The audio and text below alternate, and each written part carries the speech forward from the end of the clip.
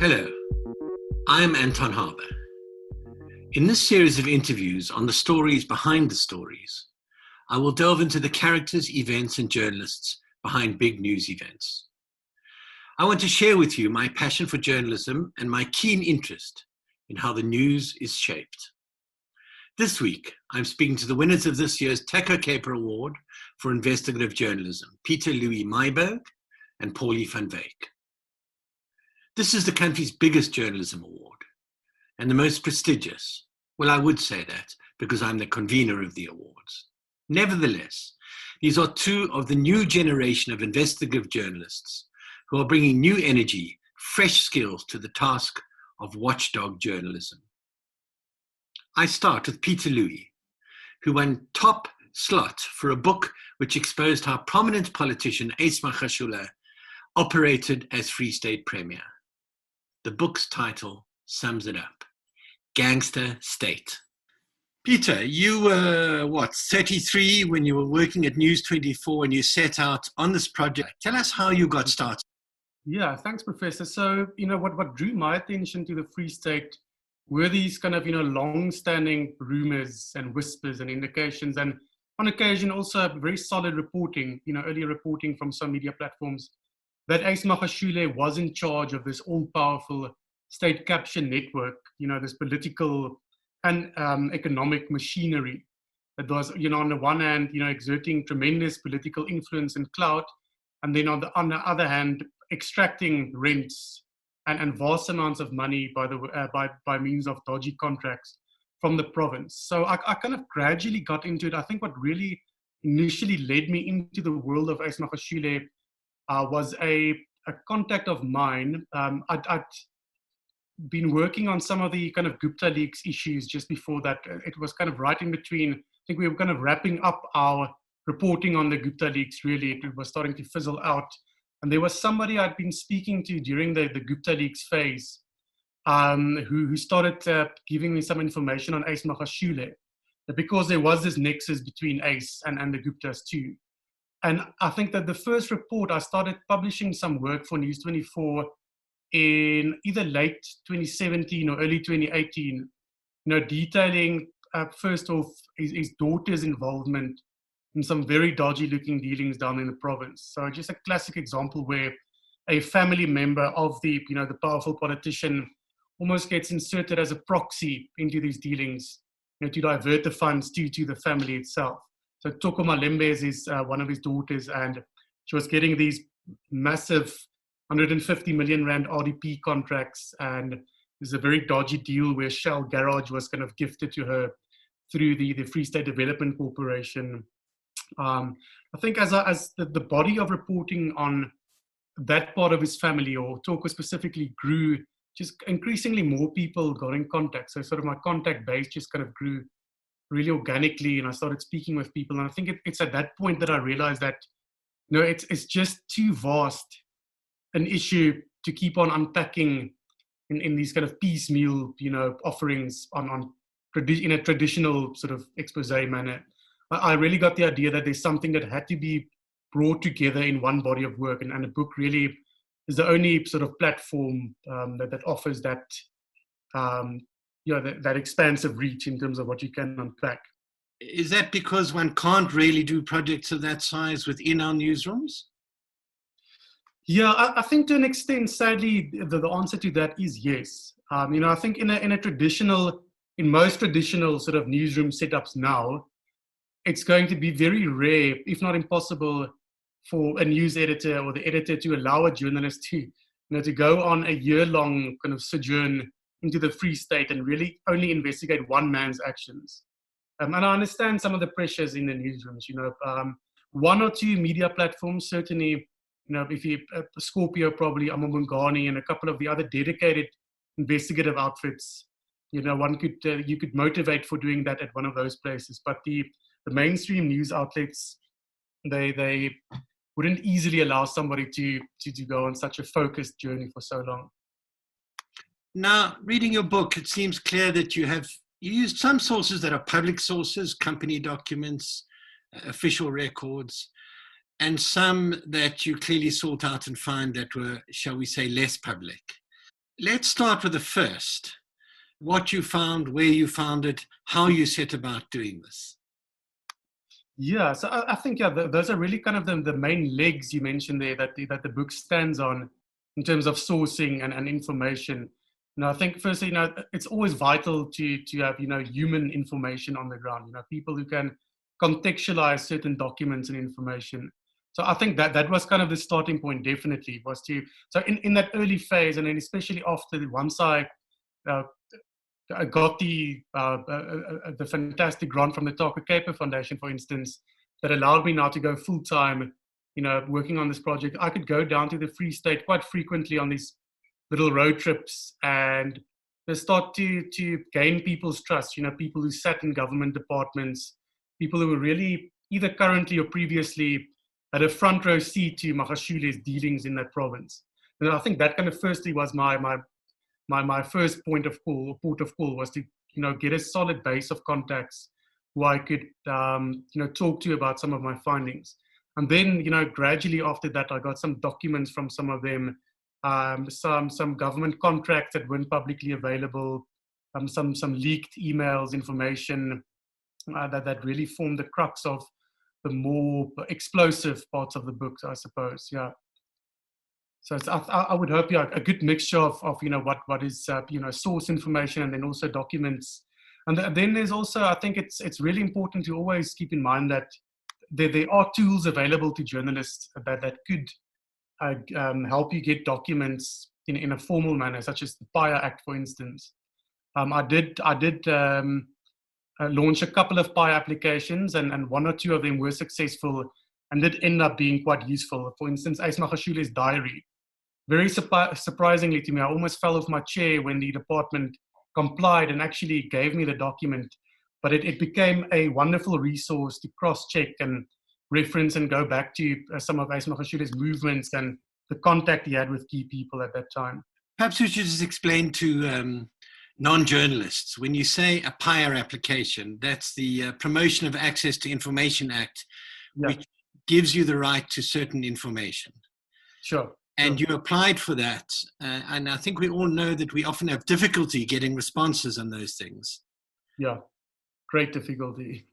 And then you got his diary. That must have been a bit of a breakthrough. Yeah, then I actually got his diary. So I don't know to what extent the fact that he had vacated his office by that stage already to move to Lutuli House as the ANC SG played a role, because obviously now the officials possibly felt they didn't have this character looming over them, so they actually complied. And I think they could argue they just followed the letter of the law and provided the document to me. So that was a great surprise. But having said that, and you've mentioned now, it's unfortunately in law and on paper, it's a wonderful and powerful tool for probing journalists to get important public information records or public interest records. But too often, we walk into closed doors and hit brick walls. But let's talk a bit about your sources. You talked about going down to the Free State to start to find people who'd been around and close to him who would speak to you.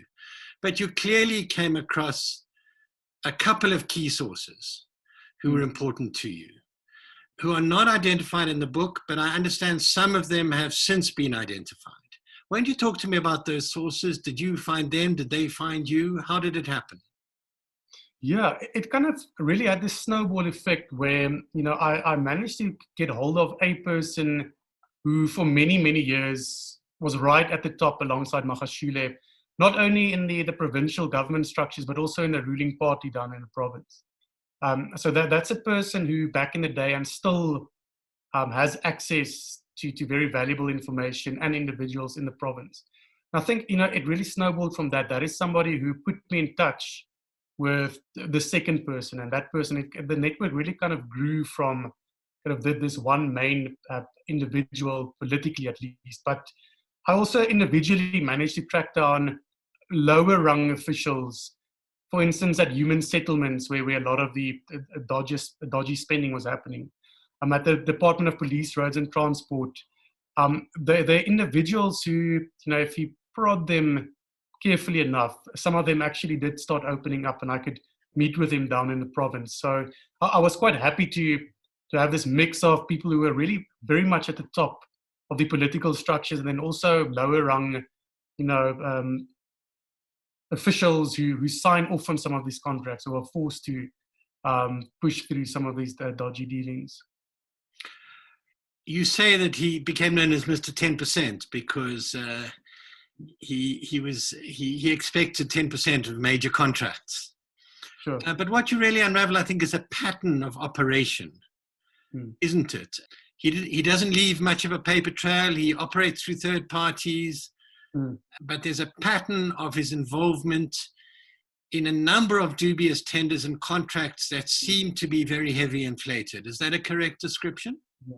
No, absolutely, Professor, because, you can take it back to even, some of the work that became before mine. Amar Bongani, for instance, they really got into some of these dealings in around 2009, 10, 11 already, just as he became premier. And that's a pattern that over the years really held firm. You could randomly take a significant contract in the province and start digging into it, start looking at the beneficiaries, the second tier subcontractors who get some of the work. And time again, there's always a Magashule family member, a confidant, a former or current business partner who ends up being one of the beneficiaries of these contracts. So absolutely, there's a very disturbing pattern. Tell me, why were sources willing to talk to you? Were they fed up with him? Were they worried about their own position? What was it that induced them to talk to you? Yeah, I think for the great part, there certainly is a massive level of frustration down in the Free State. And that's something, I think it's something I must mention because of the nature of our media landscape. Nowadays it's become quite fashionable to say that, the journalist or the author has a certain vendetta against the premier, or they're driving a certain narrative. The reality on the ground, though, in the Free State is there are a great many core ANC members in that province who are absolutely shocked and disturbed by the level of capture they've witnessed over the years. Many of them are hamstrung by this culture of fear in the province, that they do not frequently speak out on these issues. But if you go and sort of test their genuine feelings down in the province, there really is a strong sentiment of disgust and disappointment and a feeling of betrayal in terms of what they've seen happening in the province over the last couple of years. Because, I mean, a patronage network like this can only ever benefit that many people. It's not going to rope in everybody. So I think that there are individuals who are sad because they didn't financially benefit, but then there are also those more honest, I think, civil servants and officials who are purely disgusted because of the rampant looting they've witnessed for so many years. You talked about a climate of fear under his premiership in the Free State. Did you feel the fear? Did you feel harassed? How did it affect your work? Look, yeah, I definitely did. So as I was wrapping up my research, actually, I have to go back now. Actually, I was more or less in the middle of it. An individual called Dr. Siemens, Louis Siemens, was shot dead in Bloemfontein. I was driving into Bloemfontein on the morning that happened. And that is the issue. I didn't unpack it in the book. I didn't manage to wrap up my research on that in time. But immediately, that's an issue that has been kind of, the whisperings were set off, and it's another political hit in the province. And there's been so many. There's a guy called Moses Tlaka who was dragged to death behind a bakkie. It was a forensic investigator who started looking into some of the Department of Agriculture's work in the province, or some of their contracts back in the day. There's a disturbingly large list of people who've been murdered in that province. And obviously there's Igor Mpambani shot down in Sandton. So, that weighs heavily on one. You realize that the stakes are very high for people to try and keep under wraps some of the involvement in some of these contracts. And when you published the book, Ace Magashule said quite quickly that he's going to sue you. It seemed he was under pressure from within the ANC, and he said he was going to take legal action. It's now over a year, isn't it? And It hasn't happened, has it? Yeah, so the legal threats had its first birthday a couple of weeks ago. I think that we first heard of his intention to sue in about May 2019, actually in April 2019. So yeah, it's more or less, yeah, it's just over a year later, and there's just no indication of that. Um, and I would, yeah, it has to be seen as an indication that they are wary of going to court because of the risk of what might unfold in an open court. But he's also not been prosecuted. This is a man who, as you describe in your book, and still is not charged. This must be very frustrating for you, to do so much work, to expose so much, and yet the man still holds political power and walks free. Yeah, no, definitely. Look, I think there's a very long line of investigative journalists who are waiting for action on their, various reporting over the years. And definitely in my case, it's a cause for great frustration, because I think in some of those cases, certainly the evidence just seems to be overwhelming. And it doesn't, in a couple of, I understand where there are some more complex cases, the money laundering that has to be investigated more thoroughly, and that might take a bit of time. But there are issues in the book that are lower hanging fruit, and one has to wonder why, they haven't acted yet. I think a couple of reasons to be more optimistic is that there's been some action on some of the cases I wrote about. So that 255 million rand asbestos audit contract, the public protector has now actually finally published a report on that. So there's been some movement there. I understand the Special Investigating Unit is looking at some of those developments, and so are the Hawks. And then also a couple of these dealings involving Ace Magashuli's daughter. I do understand the Hawks are also looking at that. So while there is some movement on some of the developments, one definitely by this stage would have liked to have seen an intention from the NPA to actually start prosecuting. Congratulations on winning the award on Friday. You were at the head of a shortlist of 11 pieces, which I thought showed a richness and depth to our investigative journalism in this country. But we know journalism is under financial and political pressure. How do you assess the state of investigative journalism in this country and the challenges we're all facing? So I think what is concerning to me is that where your large Sunday newspapers a couple of years ago had dedicated investigative teams and investigative reporters who were doing in-depth, long-form investigative journalism and were really given the space to kind of dig up these stories. I think that's the first thing that kind of concerns me about the current landscape, is that the main Sunday newspapers no longer really have these kind of dedicated investigative teams. So I think there's a shortfall in the media's offering in terms of investigations. But at the same time, one has to be optimistic or happy about developments in the NGO kind of sphere, Scorpio, Amabungani, those outlets, and also a couple of the other organizations who were runner-ups in the Taku Cape Awards this year. So it's interesting how it's almost kind of migrated from the commercial model to the NGO model. I think it has to come down to, I suppose, to a balance between that. Because ultimately, I do think these kind of larger, mainstream, bigger media brands, they still have a role to play in doing investigations, just because of their reach and their size. So one would hope that they could find a way to inject some funding and, some funding and commitment to investigations. And now, Peter, you're part of Daily Maverick's Scorpio team. Ironically named, I think, to remind us of the Scorpion police unit. Are you finding it able to do your work under lockdown conditions? Is it impossible to do it? How are you managing? Yeah, definitely. So I think because of a lot of the fact that a lot of our work is kind of document-based and research-based, that part of my work, thankfully, could kind of continue uninterrupted. I did have a large sort of stack of documents that I needed to get through in any case. So for the greater part of the first phase of the lockdown, I was able to at least continue some of my research.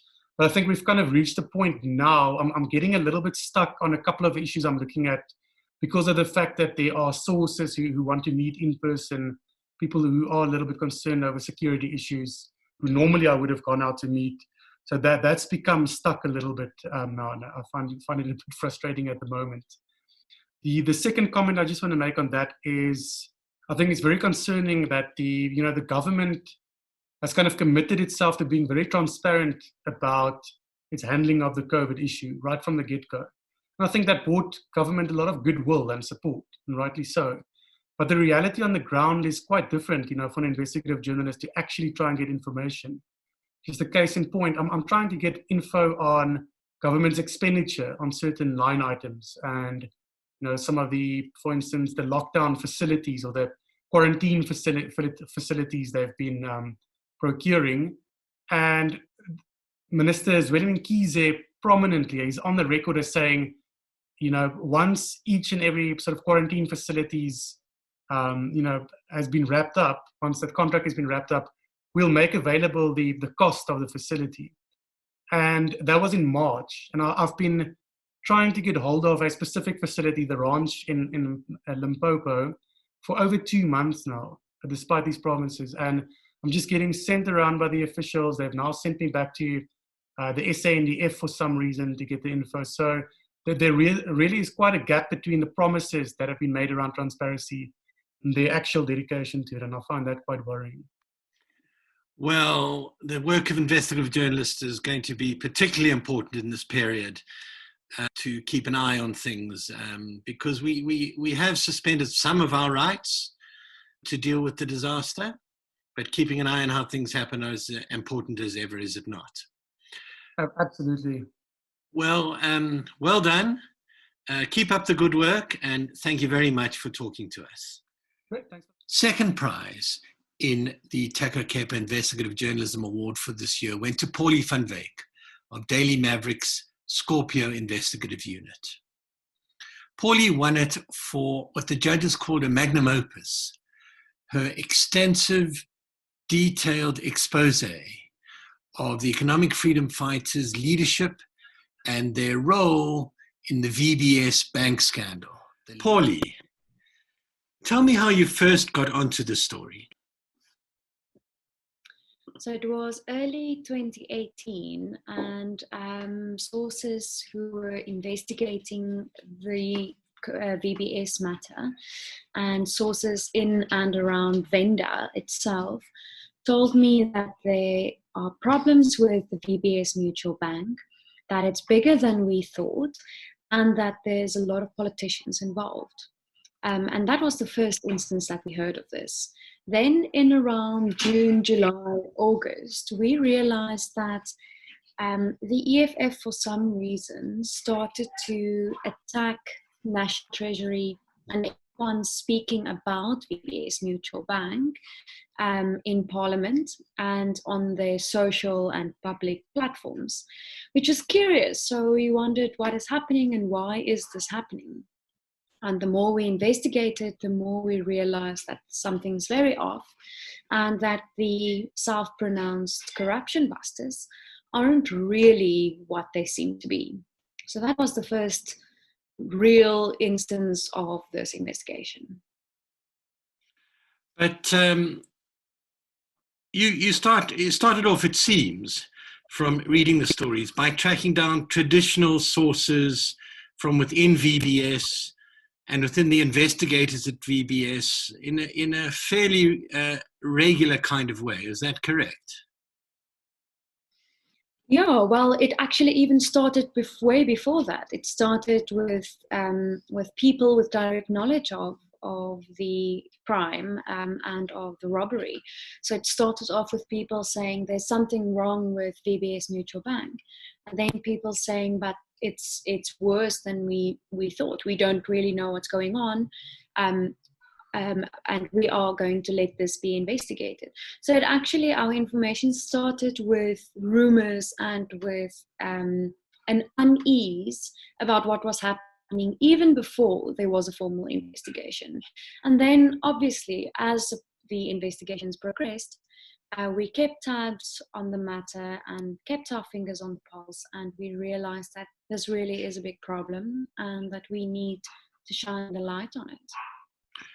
You're saying we. Were you not working alone?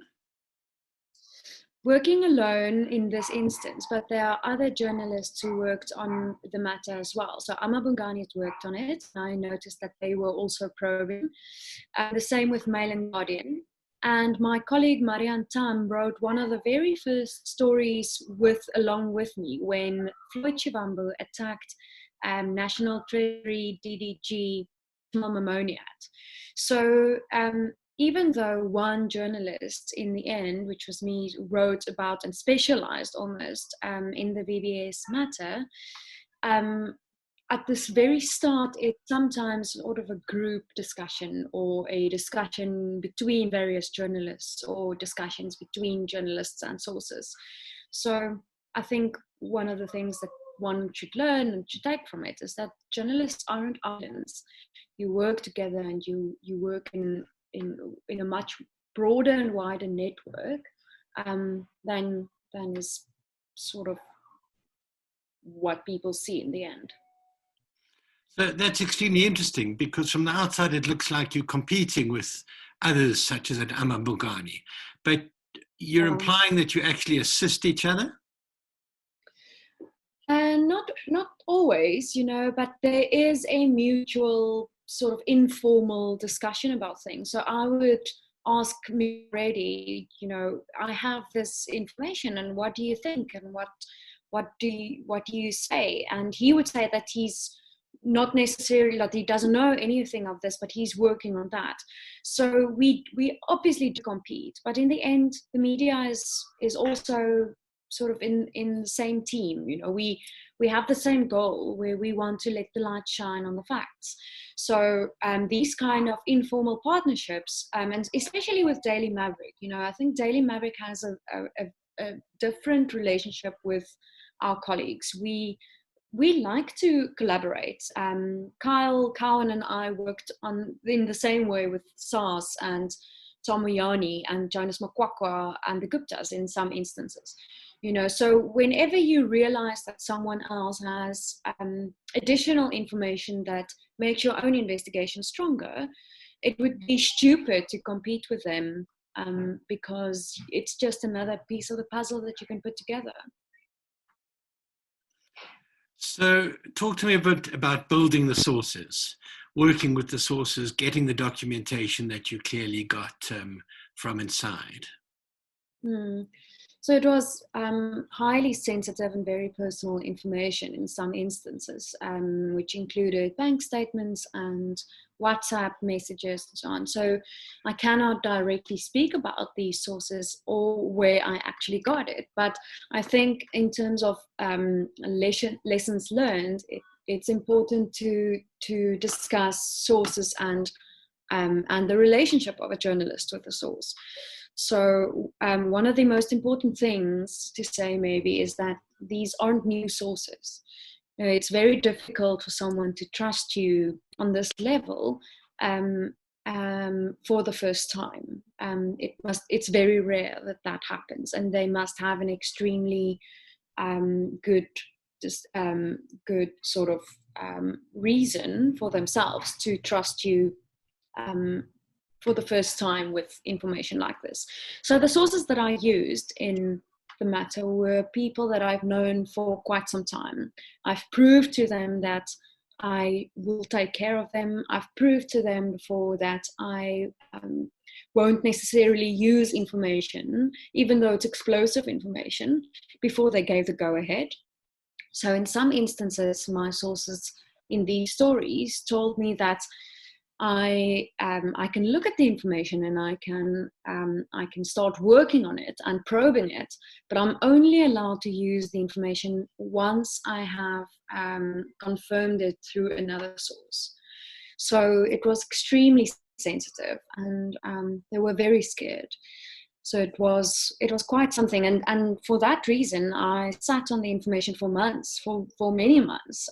But it helped me to show that there is something wrong here, and it helped me to go in a certain direction, and it helped me to be sure of what I say, and to realize every time that I ask questions of the EFF, I could pick up on the holes and the lies, because I knew much more than I let on, and I knew much more than what they knew or they thought I knew at the time.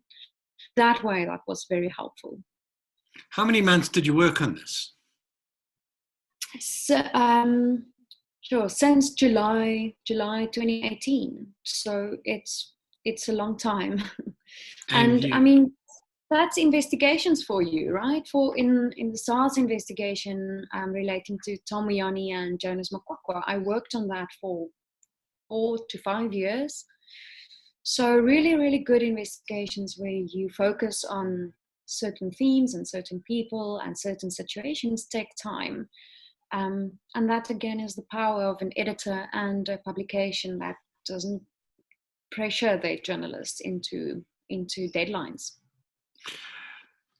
One of the most remarkable things about this investigation, though, was another kind of, I guess, forensic investigation, where you matched the invoices you had on expenditure with the social media information that told you the movements of EFF leadership. You triangulated, in a sense, quite different pieces of information, and it was quite a remarkable use of what's essentially public information on social media. Why don't you tell us about that? So investigative journalism for me is problem solving. It's creative problem solving. It's how on the one hand am I going to tell a story that's so full of data that it might make extremely boring reading. On the other hand, how do I prove something with the information that I'm able to publish? You know, because I'm not able to publish everything that I have, even though I know it's the truth. And then the third element is, as a journalist and as a writer, you are giving a body of evidence to your reader. And in the end, they must make a decision on whether they believe you or not. And you respect your reader only if you put the information before them and say, okay, well, you decide. So between those three elements, you have to create and craft something that's easily readable, that grasps the imagination, and that holds the reader, and then allows them to make a decision on what you tell them. And that was the starting point for this method of triangulating the payments, POS payments, on the bank cards of the slush funds of Floyd Shivambu and Julius Malema with their movements that they themselves published on social media, which included Twitter and Instagram. So it was very clear that, for example, Julius Malema was in Seshego, the Durban July, Vryheid in Northwest, Sandton in Johannesburg, and Cape Town in certain instances, and specifically at certain times. So these are very specific places, and not everyone nowhere in the world will be at that specific time so quickly in succession, because these guys travel a lot. They're politicians, they're on the road to go talk to their people or to go to their home towns for some rally, or so they move around a lot. So it was a way in searching for how can I prove what I know, and how can I creatively show that they, at the times when they were in Vryheid and the Durban July and in Cape Town, also Seshego, that they used BBS money to pay for their lifestyle or to pay for their needs. And it was then a very easy way to show their social media say that they were here in Vryheid or in Seshego or in Bloemfontein or wherever. In Floyd Shivambu's instance, he was in Zambia celebrating his birthday on the 1st of January. And he used the card of his slush fund that he denied was his to pay for that holiday. So it was a very easy way to show that even though they deny any instance of using the money and any instance of relation with this bank account, that they used it and that this bank card actually traveled around the country with them, or Southern Africa with them. So you say it was easy to show, but it was an imaginative way to pin down the facts, I must say. Yeah. And it was a very creative piece of forensic investigation. Yeah, thank you. I think easy in the end, once I had the idea and I could prove it, then it became an easy way to show and an easy way to describe it. It took many hours to actually think about it and actually go and sit and think, how am I going to prove this? How am I going to show that this, what I know is true? Because again, you have to show to your reader and you have to respect your reader and say, I found this and this is important and you should know this and I can prove it beyond reasonable doubt. So yeah, that was a method in desperation. So let me ask you about the impact of the story. How would you sum up what impact you felt the story had? The impact you could clearly see measured against the first stories that we wrote about it and about VBS and the EFF's versions on the matter and the latest stories. And in between, you could see public perception shift from questioning and from non-believing to now, whenever the EFF says anything, be reminded of their VBS crimes. So there's a very clear shift in public opinion about the same people that sort of profiled themselves as corruption busters. Because remember, they played a very big role in the ousting of President Jacob Zuma. They sort of forced Minister Nhlanhla out. They campaigned for the public protector in a time that she really needed support. So the EFF always campaigned on a ticket of anti-corruption, and to show that they actually are very corrupt and that they use their political power to make money and to channel money towards them was sort of an eye-opener for many people. Now, some people would say that the polls showed that during our elections, they would have gained 14 to 15% of the votes. Now, we know that they only received just over 10% of the votes of the people. So there is an opinion that the VBS coverage did make an impact there. And I can also see that from sources working on the criminal cases, that they are sort of focusing on it, but that they're also very scared because the matter is so highly politicized. Thank you. Pauli, let me ask you this. At the awards, you saw the shortlist of some of the best investigative journalism in the country. What was your impression? Do you think our investigative journalism is in a good place? Is good work being done? Yeah, I was amazed at that list. It was a heartening feeling to see that extensive list of really, really good work. Any entry this year could have won a really big award. So it just felt to me that we're in good hands, that investigative journalism is going through a blooming time in South Africa, and that people, and as you said during the awards, it's not only the 4 top or mainstream newspapers anymore with investigative teams. We now see teams set up and specialist teams in many instances, like Oxpecker and Groundup and Viewfinder. And that is an amazing feat. And I really do hope we see more of that. Becky Sisa with their focus on health. I mean, there's so much scope there for proper investigation. So I really do think that investigative journalism in South Africa is alive and well. And I'm so proud to be part of those journalists who try to shine a light on the facts and the truth. Finally, let me ask you, how are you operating under lockdown? Is it possible for you to continue your work? Yeah, it's very difficult. Fortunately, without really knowing it, I had a cache of documents with me, digital documents that I am working through and that I'm working on at the moment. I also have a new project that I can't speak of and can't identify at the moment, that I'm working on with two of my Daily Maverick colleagues, which we hope to publish on soon. And that we also have a cache of documents. So in this one instance, I had to go and visit the source and received a lot of documents from them as well. It's difficult. I was stopped at a roadblock during that time, and they very professionally asked for my license and my permit and the reason why I'm going.